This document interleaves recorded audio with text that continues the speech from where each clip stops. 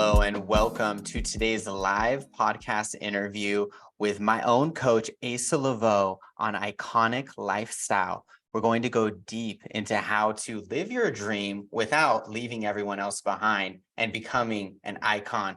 And I'm joined today by the magnificent Asa Leveaux. We actually met each other right here on Facebook through a training about 2 years ago. I've been working with Asa for the last year and a half. I couldn't recommend him more highly. Go and press that follow button if you haven't already done so. And not just that, Asa has some amazing wisdom to share with us today, of course, from his experiences and the work that he does. As a result of working with Asa, femme service-based entrepreneurial influencers are shown how to create their next million with the Icon method through his business concierge agency, House of Icons. He revels in not being willing to leave anyone behind in the fulfillment of their dreams, a concept introduced by his 20 years in the U.S. military, where he was the recipient of the Bronze Star. Asa is the best-selling author of I Am Man Enough, 365 Affirmations for Men, I Am Woman Enough, and Fuck Balance, his latest book, which we're going to bring up later today. Also, his latest book, Black and Queer, is his first memoir. Leveaux has been featured in such wet publications as Forbes, The Wall Street Journal, Psychology Today, Black Enterprise, and The Gaily. Asa often tells his audiences and clients, including myself, everything is on the other side of you feeling focused and worthy. For those of you that don't know me, my name is Luke, and I coach seekers of healing to get healthy and loved and direct corporate wellness programs that work. Welcome to my podcast. Thank you so much for joining us, Asa. And I would love to hear more about the work that you do and, of course, your why, anything else that you desire to add to that amazing introduction to just the beginning of your story. First, before I get into the why, Luke, thank you for having me on. I do not take this for granted. This is not small to me. This is not something that I could have easily or effortlessly forgotten about or did not prioritize in my life. I think you understand by now you are a priority and not an option when it comes to me. So, and I know when it comes to other individuals around you is the same way. You are our priority. So thank you for inviting me. And for those of you who are co-creating this episode with us, hello. Very nice to energetically meet you. So to answer your question about the why. So my why started when I first got into coaching 10 years ago. At that time, coaching was brand spanking new. I had just learned in San Diego, of all places, with Lisa Nichols, that people will pay you for what you know rather than for what you do. And that absolutely blew my mind. Like, you are joking. That's a thing. And so because of that, I was like, okay, let me see what I can do with this. So I come back to Oklahoma City. Things are still pretty much okay. I remember being with the girlfriend that I had at the time. We were in the commissary on base, and I looked down, and the people that we had been talking to said yes. They had paid me $500 for 6 months of work. I'll never do that again. $500 for 6 months, and in that time, working with the men in that collective, I learned that I was addicted to the aha moment, that finite, magical moment where someone that has said yes to you being the person to change the trajectory of their lives. When you have that container and something magical happens when they finally understand the thing that you've been doing your absolute best to reveal to them, to cause a revelation within themselves. When they finally get that, I was like, okay, there's nothing better than this. I want this over and over and over again. And that's what the why is all about, being addicted to the joy of the aha moment. That's beautiful. Yes. And I love also, Asa, that you are not afraid to be out there and be true to who you are, and to not necessarily water down who you are in terms of what you're posting, in terms of what you're sharing. And I think that's something that magnetized me to work with you and so many others to follow you, as you have thousands of followers, many, many more who have, of course, read your books. I actually pulled a quote from one of your books that I'd love for you to discuss further. Both Asa and I identify as queer. We don't have issues with our identities, but I know for me, it took a lot of inner work. It took the mind, body, the hypnosis, and also community, all these things. But I want to hear more about your story. And this is actually from your amazing book, Fuck Balance, which goes really deeper into this idea of this common idea that we have that life is about always being balanced, when it really is more complicated than that. Okay. And feel free to talk more about that. But in the book, you state, I am a single cisgender man who is not struggling with being bisexual. Could you please speak more about your identities and how that impacts the work that you do now? So I will say that book was written a while ago. I no longer identify as being bisexual, but it was the best with that was the most truth that I could give in the moment. I now identify as being pansexual. If you are like Asa, what in the world is pansexual? It means that when I touch humans, they all make the same sound when I touch them. That's what that means. It doesn't matter how they identify, whether they're cisgendered or trans or gender fluid or whatever. When I touch them with consent, they all make the same sound. So what you said, your question was, of course, what that means, what that statement means for me as far as not struggling, correct? Yeah, and how it impacts what you do. And how that impacts what I do. So I am not struggling with my sexuality. I am in love with my sexuality. It has taken years to find pride in my pansexualness, to find pride in my queerness. I know that Pride Month recently ended for how we nationally recognize pride. And that's only one version of pride. The one that means the most to me is the ability to look in the mirror, the ability to have conversations in Oklahoma and not shrink or hide any aspect of who I be, how I show up, who I am. That's what that means to me. Now, how has that impacted with what I do? It has impacted no longer being willing to subjugate myself to individuals or organizations that may not see all of me, or who don't desire to celebrate me in the totality of what it is to be me. I say often that I and I hope that you as well choose to go where you are celebrated rather than where you are tolerated. That does not bring me any levels of joy. And as we just discussed, I'm addicted to joy for sure. Like, give me a syringe of joy and I will be, I'm that guy.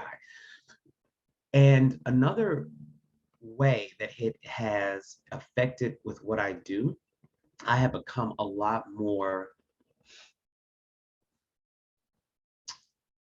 I've become a lot more protective of the individuals who love me, like me, know me, that also identify in some realm of queerness. I am very protective of those humans, to the point that I will ask, but I will definitely go outside of the parameters of what it is to be professional. So if we have a coaching relationship, I know how to maintain a coaching relationship with boundaries. And then there are times where I will ask to penetrate that corporate veil or that professional veil, to those individuals, and say, look, I desire to have a conversation with you because I feel that the possibility of you having to shrink and you having to be less than who you were born to be is on the horizon. That's magnificent. So I know working with Asa, I've really grown to be true to who I am and say what I mean what I say, also type what I mean, and express who I am.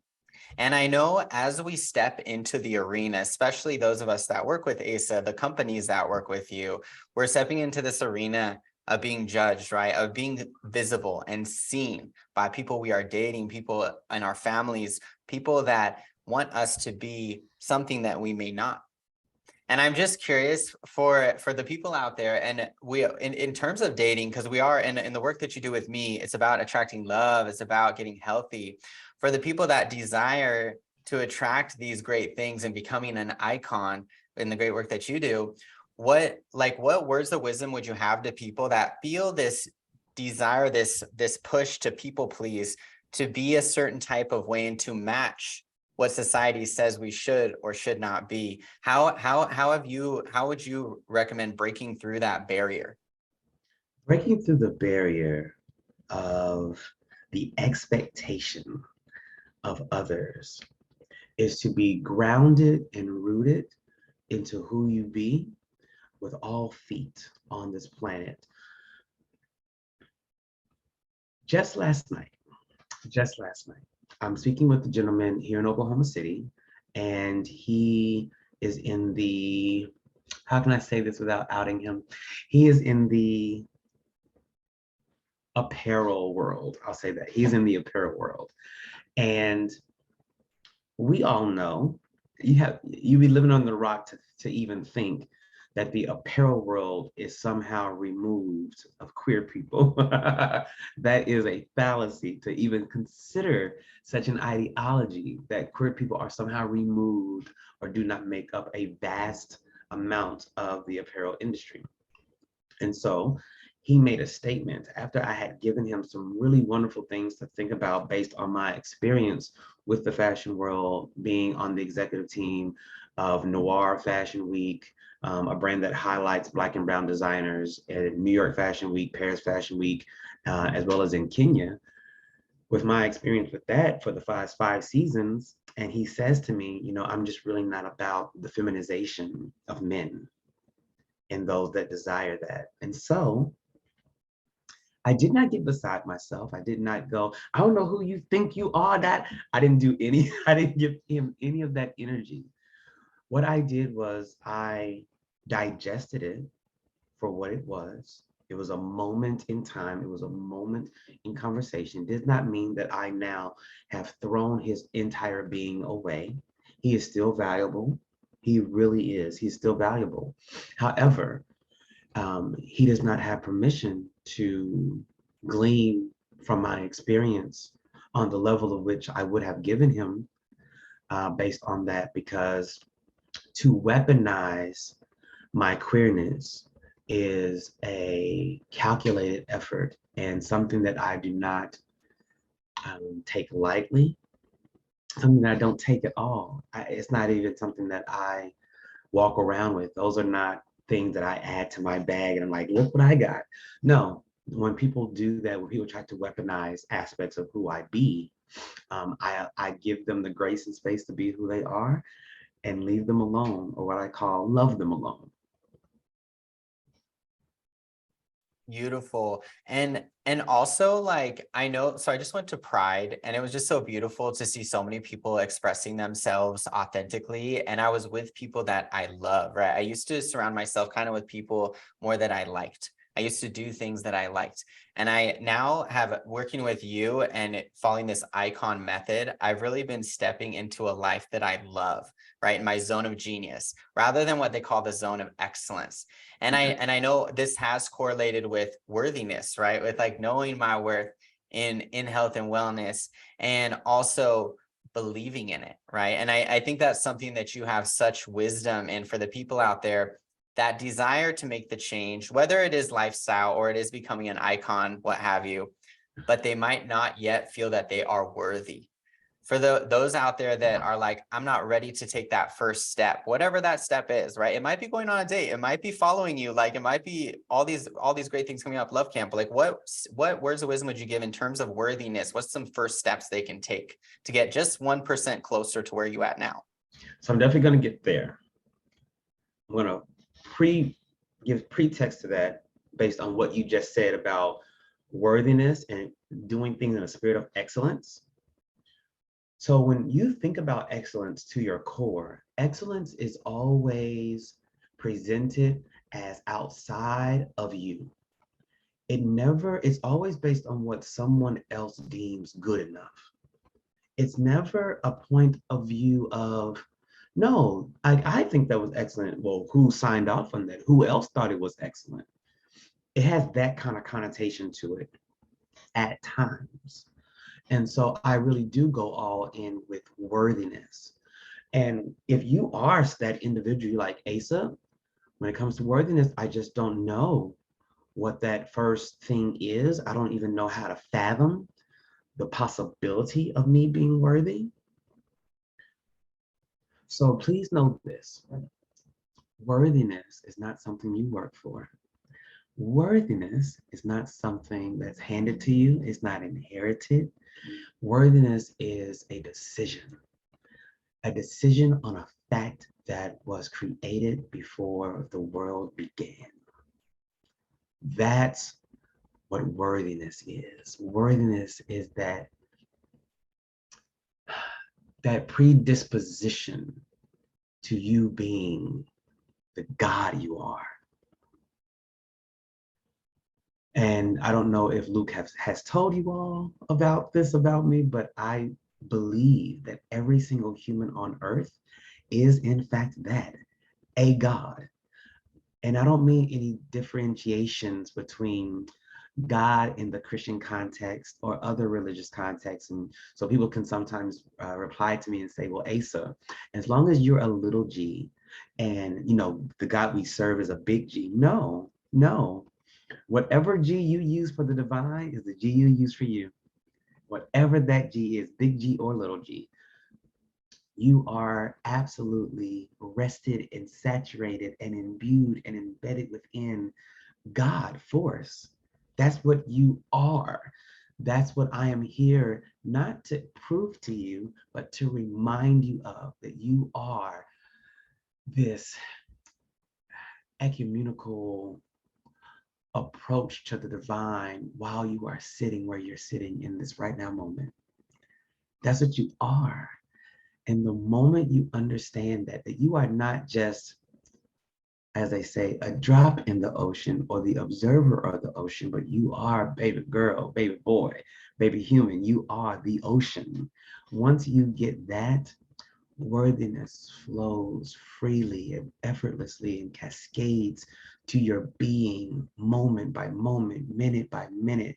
And I'm telling you that it is forever life changing once you tap into the divinity that is, and that you are a part of that stream of consciousness that can impact change in a moment.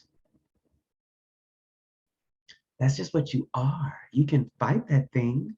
You can go against the grain and say Asa is full of it, and Asa has lost his ever-loving black mind. And that's okay. But it just don't change what you are. You're a God. And I'm here to remind you of that.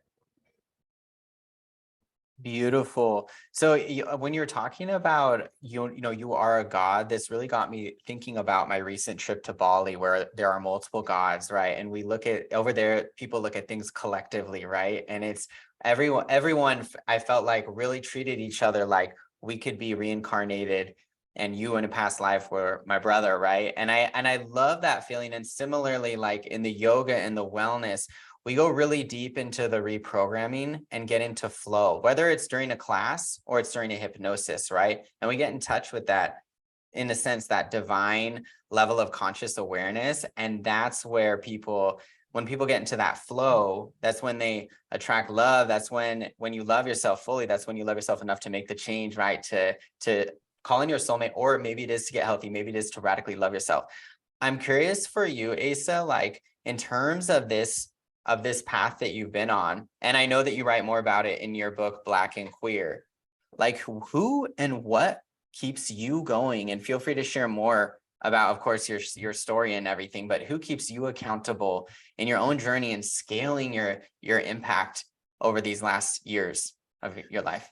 Great question. So accountability is key.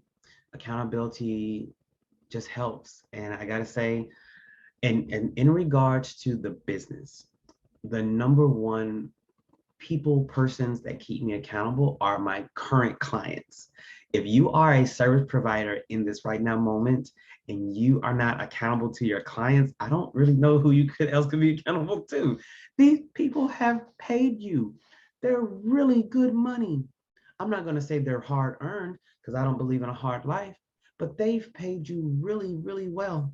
They have. They have.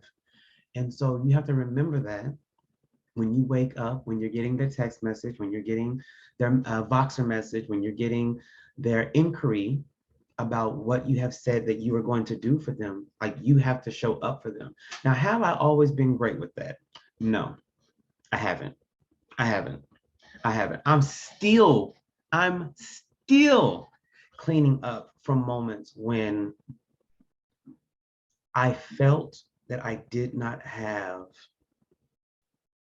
a better way of doing things. And then that looked like being out of integrity. So in order to have the accountability conversation, we have to have the integrity conversation. And that can sometimes feel blaming. It can make you feel or cause you to feel that you're not good enough. And you could take that and do this whole woe is me, but that's gaslighting, because a lot of times it's not about you, it's about the person who feels hurt by you. And so we don't want to gaslight the person who feels hurt by us by taking that like, oh, woe is me. Baby, this ain't got nothing to do with you right now. This has everything to do with them. So accountability is real. And like I said, clients do that for me. In regards to being in practice, in daily practice of that accountability, I gotta say the people that the entities and individuals that I consume and digest on a daily basis, such as Abraham Hicks, Esther Hicks, Joe Dispenza, Reverend Michael Bernard Beckwith, Oprah Winfrey, Ian Van Zant. Those are the teachers, Ram Dass. Those are the teachers that I bring into my world on a daily basis. And hearing their words and their stories, Eckhart Tolle, hearing all of what they do, that brings me back into alignment so that the tongue in my mouth and the tongue in my shoe aren't going opposite directions, because it doesn't feel good when that happens. So in order to align myself properly and have both tongues saying at the exact same time in a synchronistic way, that's what I desire, that's what I love. But I posted this not too long ago about my trip to Brazil. And in that, it says like, one of the things about being like around 395 days from moving to Rio de Janeiro right now is making sure that I clean up everything. The same way you clean up when you move out of a home. Maybe you do it to get your deposit back. Maybe you do it just because you want to be a nice human. Whatever reasoning that is, it's good to clean up before you leave. And so there are some things that I am cleaning up energetically, financially, personally, in order to move to Rio without this aching longing that I didn't leave right. Because there's nothing like leaving right, whether that's a relationship, a position, an apartment. There's grace in leaving right, and you'll be rewarded for that. Wow, that gets me thinking about the process of uncoupling too, right? And loving yourself at all stages, right? Which we don't talk enough about, but I Let's really talk want to. about that. Yeah.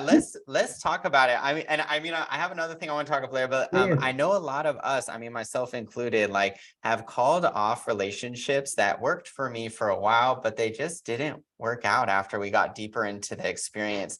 And we like to think of these things of like, okay, we meet this perfect person at the perfect time, perfect place, we get married, we have kids, blah blah blah. But we know that sometimes, I know for myself included, it's about looking at things in the bigger picture and knowing that it will work out when the time is right, with divine timing. And that actually goes deeper into something I wanted to ask more about, what we call delayed success, right? Whether it's delayed success in your body, right? Dramatic weight loss after you've been working at it for a long time, or in your business, right? Or in your love life. After you go on a lot of dates and put yourself out there and have a lot of things go south, you finally meet the right person. Now, I would love to hear more about that process, including uncoupling, like you were mentioning, and what keeps you going, even when things are looking south, are looking hopeless for all the future icons out there that might be looking like things are great on the outside, but really it's been hard to continue forward. Like, what advice would you give? Okay, so remind me the first part of your question, please. So it all relates to uncoupling, but also being okay with uncoupling in order to couple again with your soulmate, couple with more increasing your wealth, hitting the million, coupling with that healthy body. But maybe it's not in a week or two, like a lot of the things that we see online say that will happen. Everything's instantaneous. We're in this instantaneous culture, but real change happens through consistency. So I just wanted to know, like, if you have any wisdom on any of that. The first understanding of uncoupling for me, and if you are listening and watching, feel free to feel this way as well. But the first step is removing the expectation of that experience. A lot of times we are disappointed because we have an expectation, and someone or something did not live up to the undue expectation that we placed on them. If we truly are in this floating blue bubble, hurling through space, and we are all gods on it with no hierarchy of those gods, then we are all in this to create universes of our own. We really are. As gods, as divine beings, we are all here creating worlds and universes of our own. So I believe that, yes, I know that Mark Zuckerberg has the metaverse, but we've been in the metaverse since the dawn of time, literally. We really have. And as we are all going through creating worlds, and if you are someone that's like Asa, now you get a little woo on me talking about we all creating worlds. Well, I'm gonna take a pregnant pause of this conversation and say this to you. If you look around your room, your office, wherever you are in this right now moment, and just look around. I know right now I see a potted plant holder. I see a whiteboard. I see a door. I see a beautiful rug. I see a street at windows. I see an internet tower. Those are just some of the things I see. Once upon a time, the inventors of these things told someone, and someone said, "You are full of it. That cannot happen." And they're like, "Well, let me show you." And they created a universe. They created a world where that very thing happened and was real. So we are literally living in other people's worlds and universes right now. So when we are uncoupling from a romantic partner, a client situation, a partnership, a friendship, when we are uncoupling, the first thing, when you realize that the uncoupling has happened, remove the expectation. Completely remove it. Yeah, you went in thinking that this was your lifelong person, and you went in thinking like, this is the person I'm gonna have my 2 kids with, and you went in thinking we have to make $1 million together, and you went in with, oh my God, I can't wait for what's next. I got it. That's what you went in with. Now, remove all of that. Remove and strip it down to everyone's doing the best with where they are and what they have. Everyone, we all are. We are all doing the best we can with where we are and what we have. Now, we can say, but we can try to fight someone and say, well, you're really here. You think you're here, but you're here. Or you think you only have this, but you have this. We are all doing the best we can with where we know we are and what we know we have. So that's the first thing, remove the expectation. Once you remove the expectation, give people the grace and space to change their minds. That's what happens all over the world continuously. People are changing their minds. Why? Because we are getting new information, we're getting new data. That's literally the scientific method made real. You get new data, you change course. Get new data, change course. So yeah, last week you were the person for me. And then I got new data and I needed to change course. And I don't desire for you to be a speed bump on my journey. I don't desire to roll over you. And if you feel that way, please feel differently. However, I've changed my mind. And now the way you're showing up and the way that I'm showing up are no longer aligned. So until we can align ourselves again in a magical way, I'll love you go and I wish you well. And that's how we can approach uncoupling in all aspects in the future. That's amazing. So this really got me thinking also of business. Like we look at Kodak that did not uncouple from being in the real world and transitioning to online, and Kodak went under, right? So we don't want to turn out like Kodak. And I also think of it in terms of love. Like I used to identify as straight, and then I explored myself and realized like I'm queer, right? And the list goes on. And I even think of my own experience uncoupling with my unhealthy relationship with food, my unhealthy relationship with alcohol, also uncoupling with my identity as someone who felt unlovable, someone who felt fucked up, and someone who I was facing all these other issues. And I think now more than ever, we are in the age of imagination, and we are in a very fluid and ever-changing time. And I think that's why I am so magnetized to you, Asa. We have this in common, that we don't just do the mainstream pathway to get you where you want to be. And me working with you has been a lot about feeling good, right? If I'm not having fun, you probably aren't going to have fun either, right? So correct. I'm curious for the people, and the same goes with when you are goal setting. That's why when I worked with you and when I work with my clients, we fill out a life book where I decide what I need to do. What are my sacred choices for manifesting my desires to be a centenarian, for my desires to hit my $1 million with my business, everything.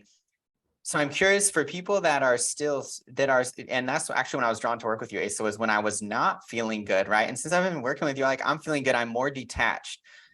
Like for the people out there that are feeling like, oh, I'm putting in all this work, but I'm not feeling it, or I'm like, where's my husband? Isn't this supposed to happen 2 years ago?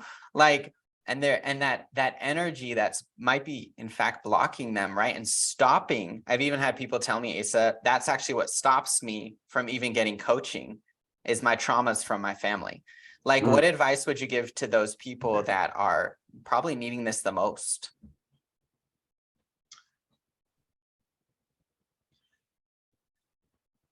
For the person who's co-creating this episode, you may be feeling as though it's just not working. It's not working out. You feel, like Luke said, you feel cut off. You feel as though the things aren't coming the way you desire for them to come. And I'm going to ask you this. When was the last time you felt that it was working out? Remember, I reminded you earlier, you are a God. Now you can accept that, not accept that. You can do with it what you will. That's a law for me. There's a God law. The God law is that we are all gods and all divine. That's my God law. So you can bump against the law if you want to, but the law is a law. And one thing about, excuse me, one thing about being a God is that we don't need words for universes and worlds to be created. We can literally feel them into existence. I say again, we can feel them, entire worlds, into existence. We don't need our lips. No, we just need the part of us that was before we entered this realm. The you that was you before you were conceived. The you that was you after you were reburied or cremated or however disposed of for your body. That you that is eternal. That's all that's needed. That's all that's needed. And so when you have this feeling of despair and struggle and strife and hard around a particular thing, you're gonna like, oh, that's what you want because that's what you're giving. That's what you're sending out. That's what you're attracting. That's what you've tuned into, as Abraham Hicks would say. That's the dial you've now tuned into. You've now dialed into struggle. You've now dialed into strife. You've now dialed into hard. You've now dialed into, oh my God, it's just not happening. Oh my God, I can't find clients. Oh my God, no one understands me. Oh my God, I feel unlovable. Yeah, all of those things you've dialed into. But I will offer you this.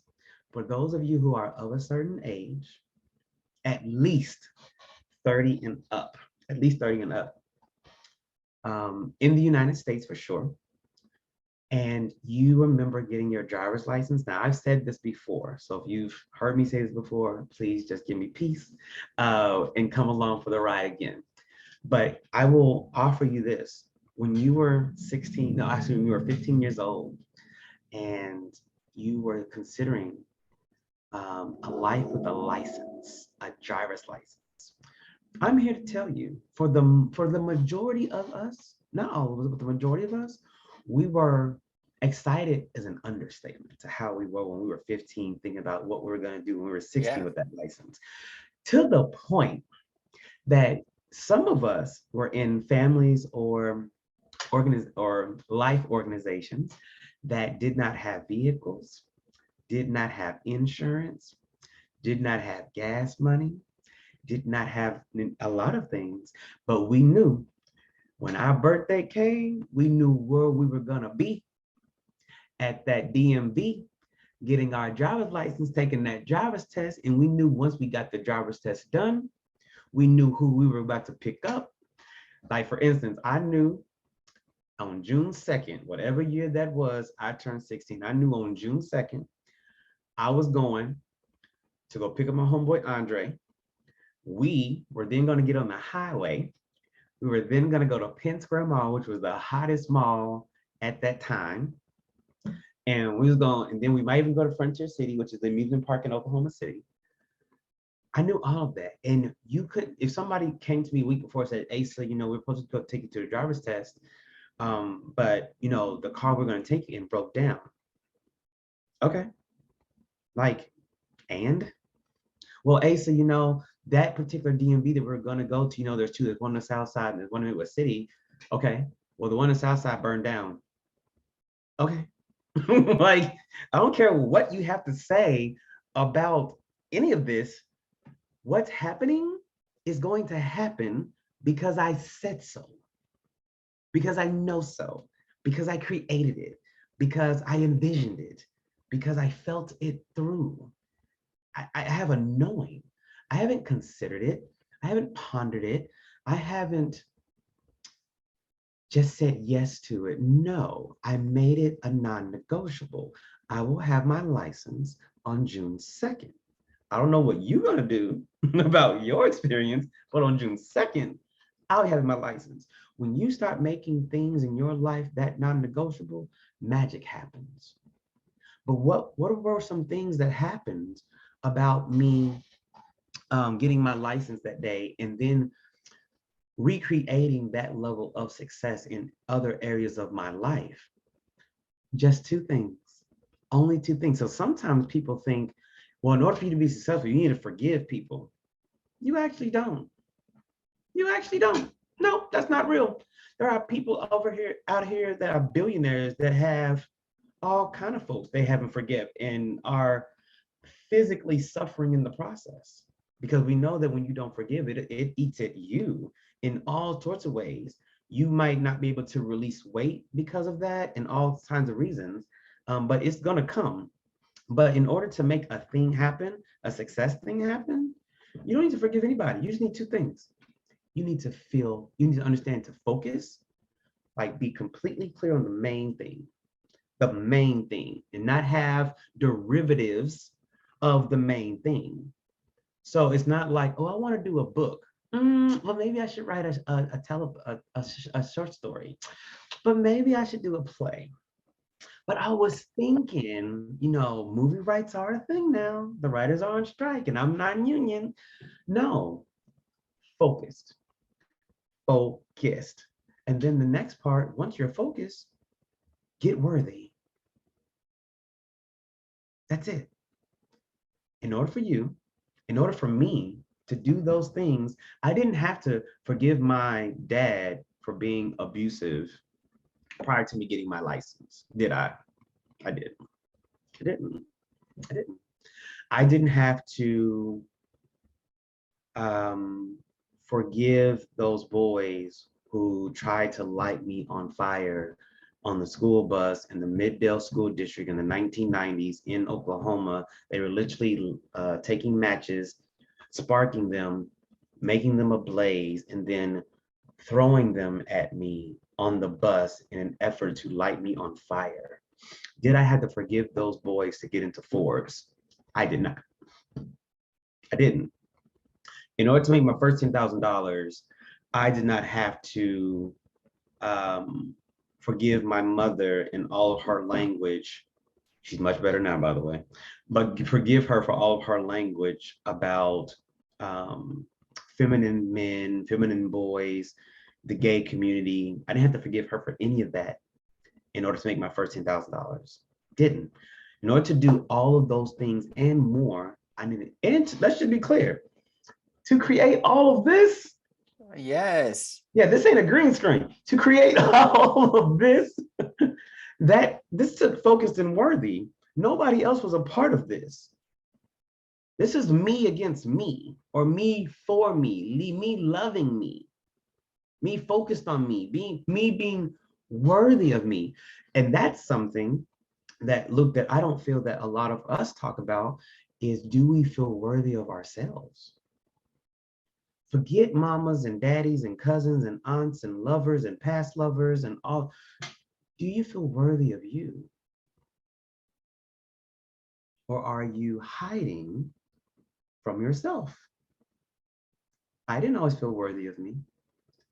I felt that I was this divine present and I wasn't good enough for me. And that's a reality that I no longer subscribe to. Yes. For me, it's so similar. It's been about stepping into a new personal reality through my personality and unfollowing that idea of my past. I know for me, really, it's been about bridging the gap, right? And showing who I am authentically online. And Mm-hmm. also in the dating apps, also when I meet people in person, like speeding up the process, because I can camouflage who I am. I'm an Aquarius, I'm an Mm-hmm. ENFP, and I've really learned to harness my empathy in such a good way, like you said, through working on this icon method in focusing, right? I'm focusing on that goal, and I know, and this is similar to how it is when people work with me, right? That's the difference between coaching as opposed to therapy, right? Therapy, we're just figuring out what the hell's happening. Coaching is how to get there, right? We're giving you tools to get to your desire sooner. And I just wanted to touch upon that and I'd love to hear more about your own lens, your own experience. Some of my clients I've worked with, because I work with CEOs, I work with clients that are advanced in age. I've worked with celebrity clients, right, who have a huge following and have manifested these great things, but sometimes behind closed doors, right, they're not feeling it, right? They're also struggling with kind of like being true to who they are in the public eye, and also they're in some sense realizing that chasing sometimes that goal that they thought that they wanted, and maybe they did in fact want 10, 20 years ago, isn't necessarily what is going to continue to make them feel good, right? And they want to Mm-hmm. switch directions. And if that silent watcher is out there and they're like, man, like I really think that, Asa and Luke are really touching upon something great. I want to know how to bridge the gap and be true to myself even if I'm going to get a lot of unfollows, even if, my uncle so-and-so ain't gonna talk to me no more because he finds out I'm poly or something. What would your words of wisdom be to those people out there? Number one, it's so freeing on this side. It's so freeing on this side. As someone who grew up Church of God in Christ, and if you've never heard of the Pentecostal denomination of Christianity called Church of God in Christ, otherwise known as Kojic, I am here to tell you that growing up Kojic had a lot of similarities to what it could be if you typed into Chat GPT and said, AI, please tell me what it could look like if you were Black and Amish. That's what growing up Kojic is like. So my mother could not wear makeup. My mother could not wear pants. My mother could not adorn herself with the color red because that was a Jezebel spirit. If you had red fingernail polish or red lipstick, you were being a Jezebel and you were inviting a whorish spirit into your life if you did so. My father could not wear shorts, not even when he was coaching my t-ball team. My parents could not go to prom because the pastor said so. So that's what it means to grow up Kojic. And so if you take that context, that world of where I was nurtured, and now I am on the other side, operating freely, openly about me being pansexual, about me no longer subscribing to the Christian tradition, now identifying in a spiritual context of being an omniist.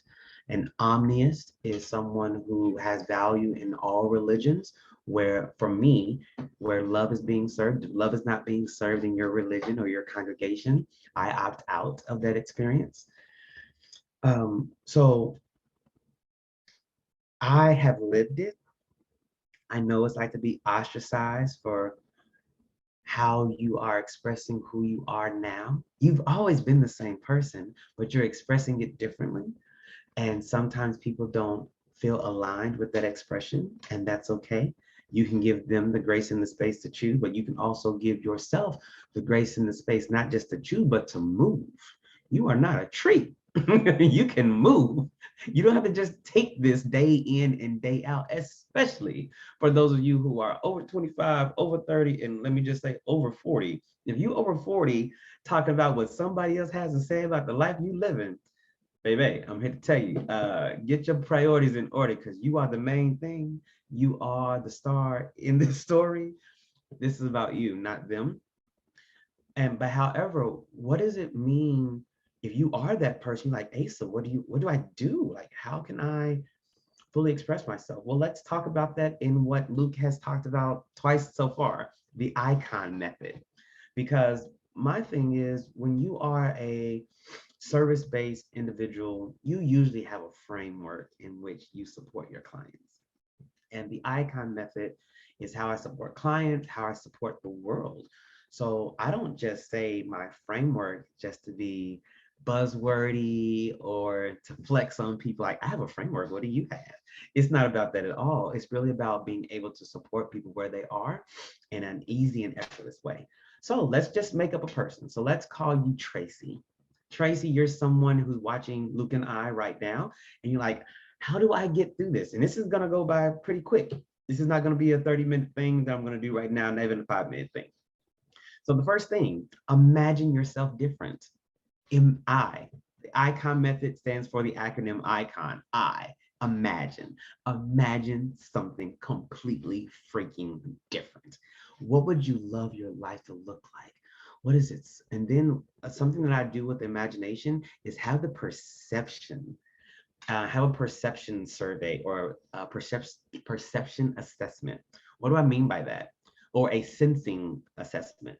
What does it taste like? What does it sound like? What does it smell like? What does it look like? What does it feel like? The senses. What are your 5 senses? Imagine, imagine a life with that in the front of your brain. what type of life can I, what does it smell like to have this type of life? Like, ooh, I smell berries. I smell berries and cash. And that's what it might be like. So, Tracy, we're still on you. So you imagined it. Now it's time to conceive it. If you're not familiar with the concept of conception or conceiving, we can say create.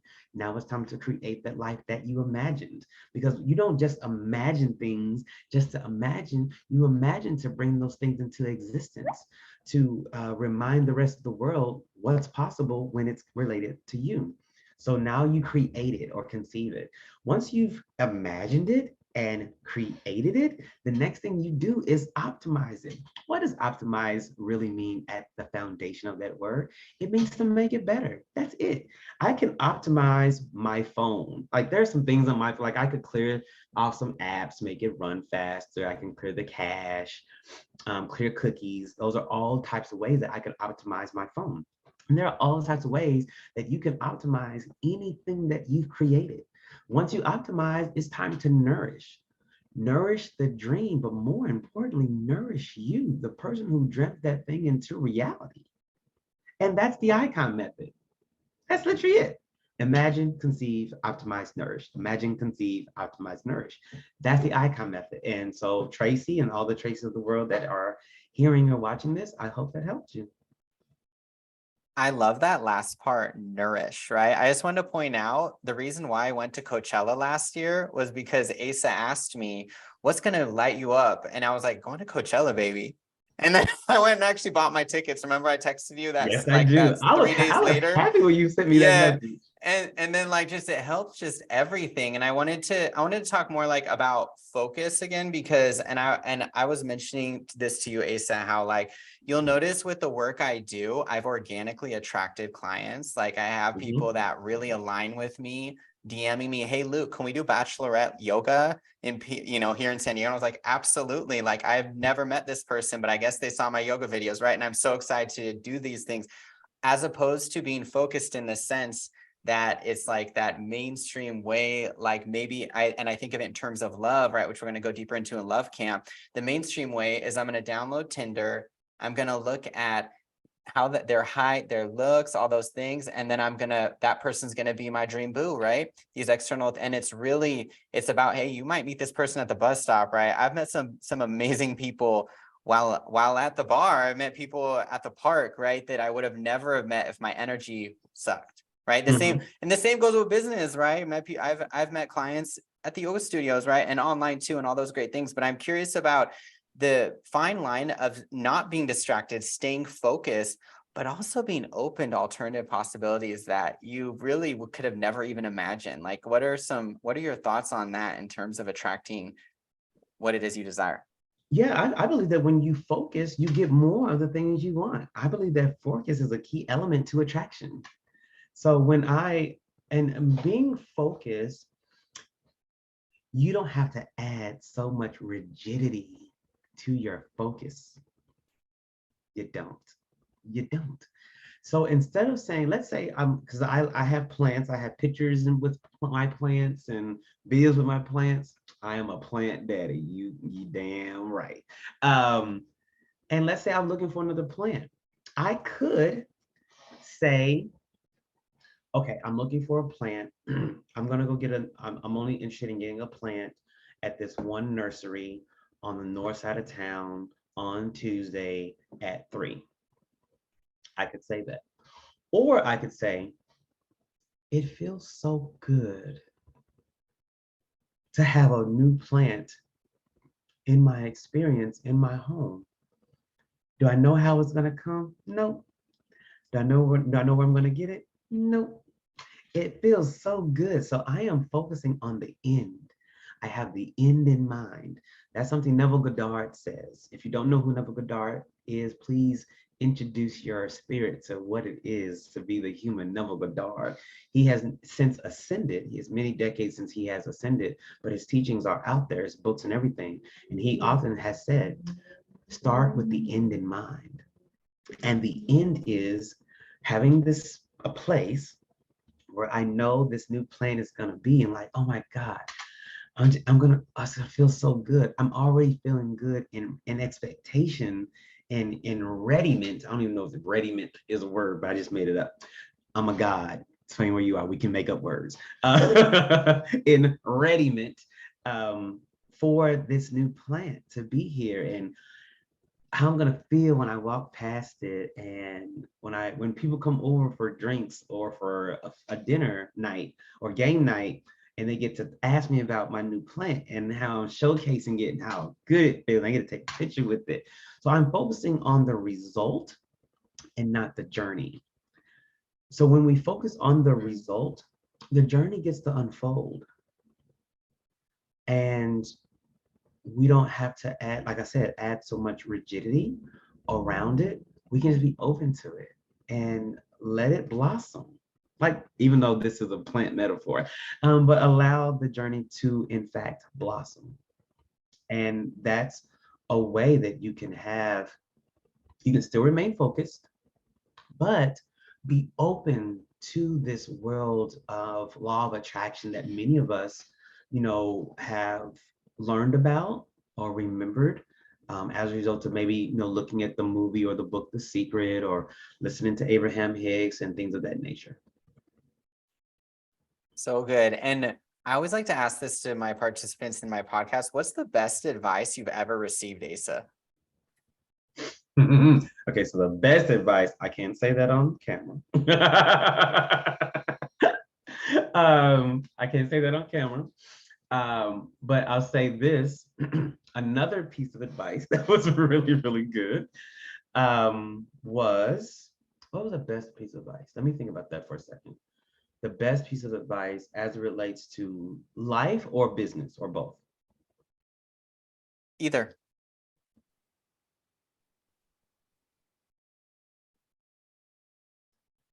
In business, the best piece of advice that I've had is stop treating your business like a nonprofit. See, sometimes there are ways in which we hear statements and comments.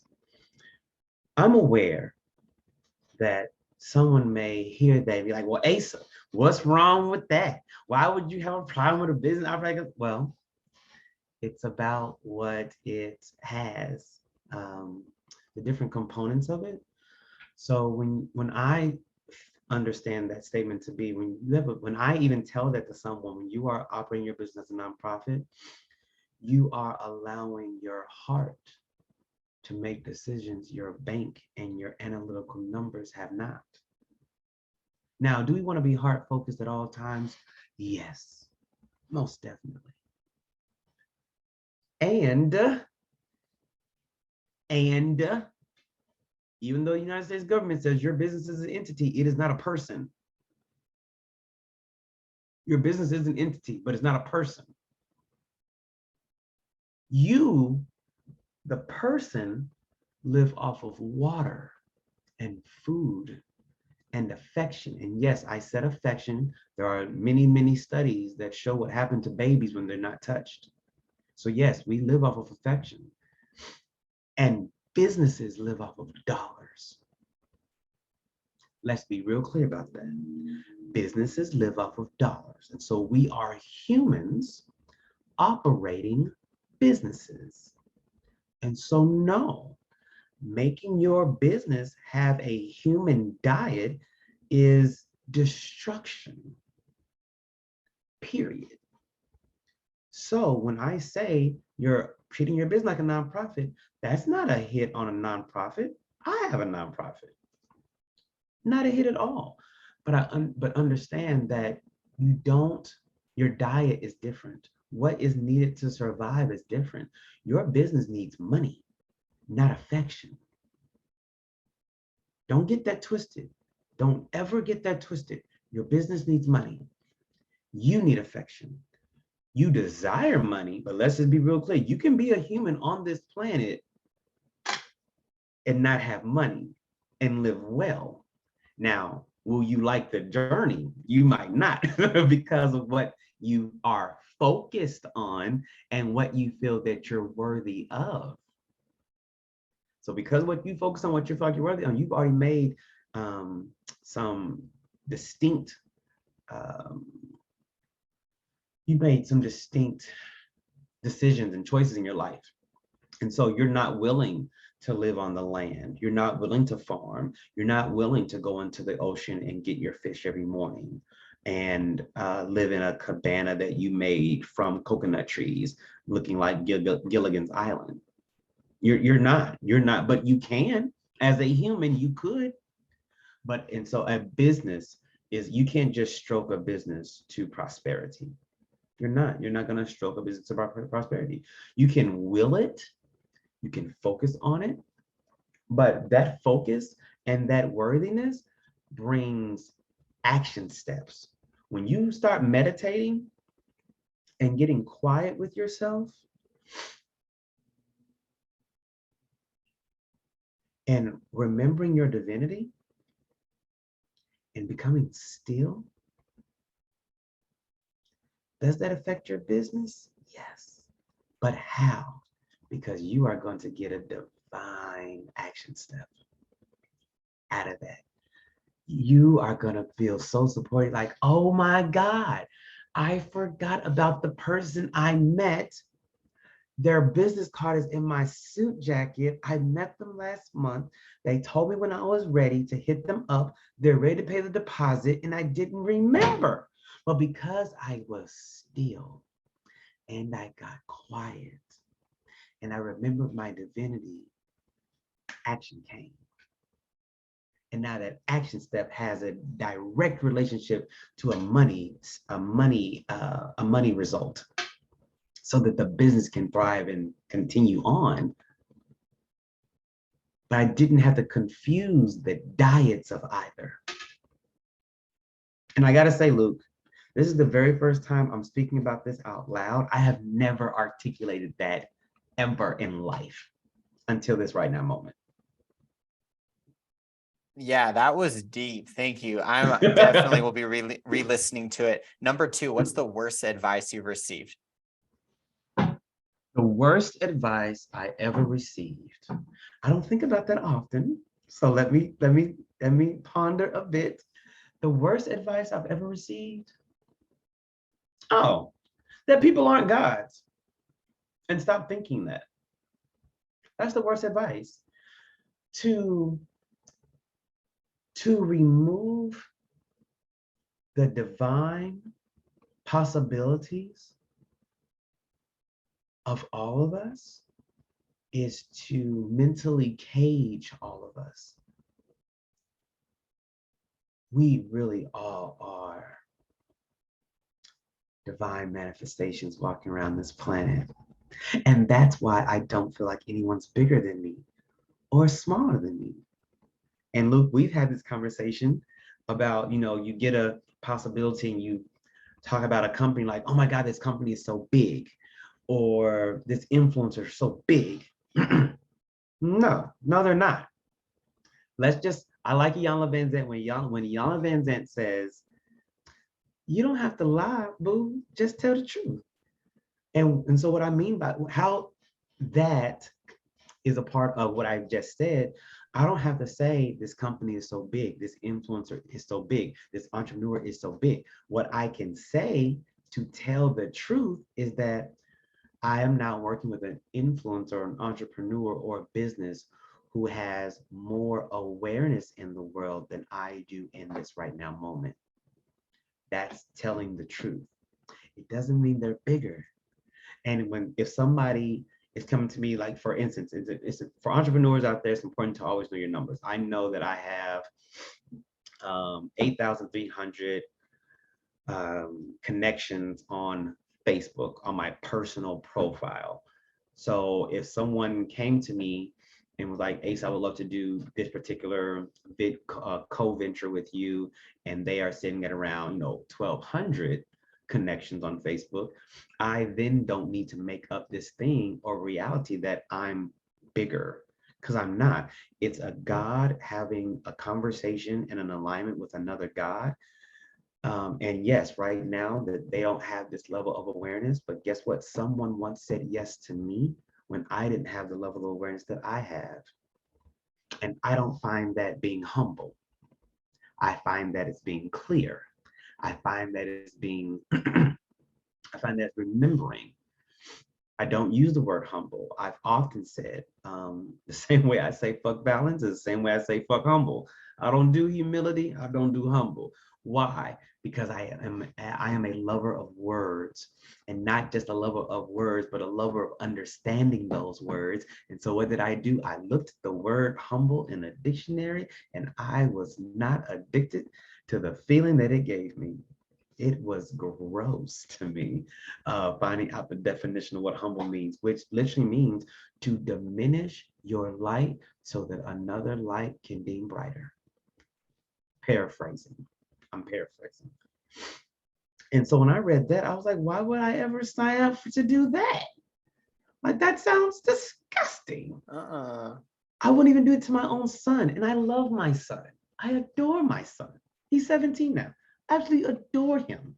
And would never, and yes, I love him. And I wouldn't die for him. I choose to live for him. And but if anyone who's ever seen me with my son, he's gonna be pushed first. He's gonna eat first. He's gonna experience first. I'm gonna highlight him at every gesture, at every junction. And guess what? I'm not gonna diminish who I am to make my son bigger. No, no, not at all. Not even for my son. And I call him my SUN and my SON. And I still won't do it for him. Not at all.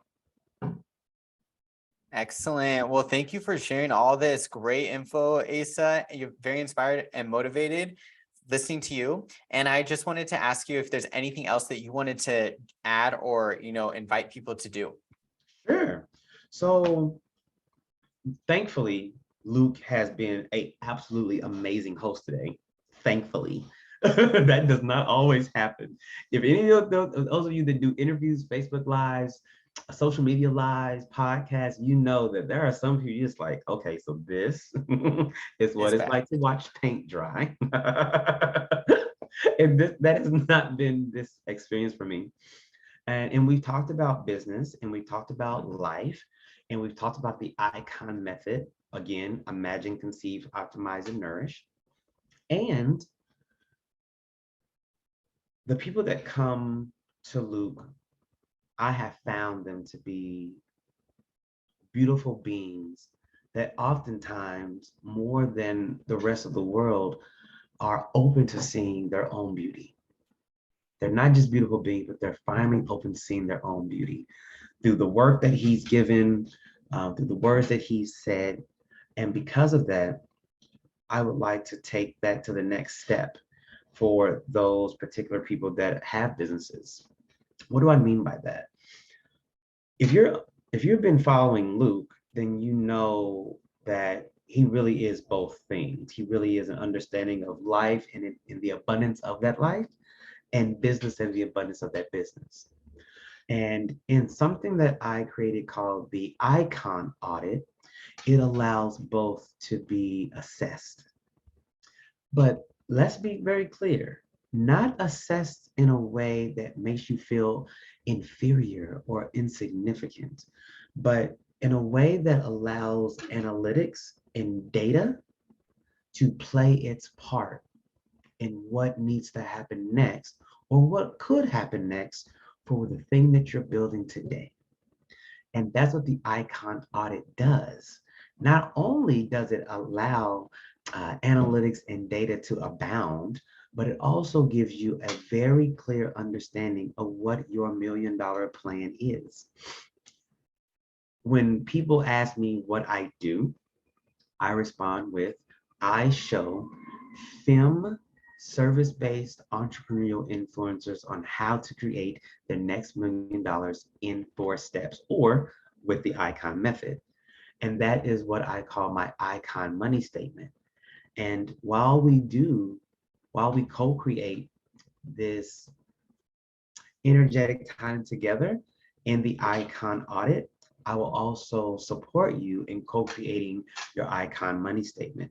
So as a result of saying yes to that, you now have $1 million business plan. And when I say $1 million business plan, I'm not talking about a business plan that you give to a bank, because a lot of us don't need those type of business plan. We need action plans, because a lot of us aren't trying to get funding.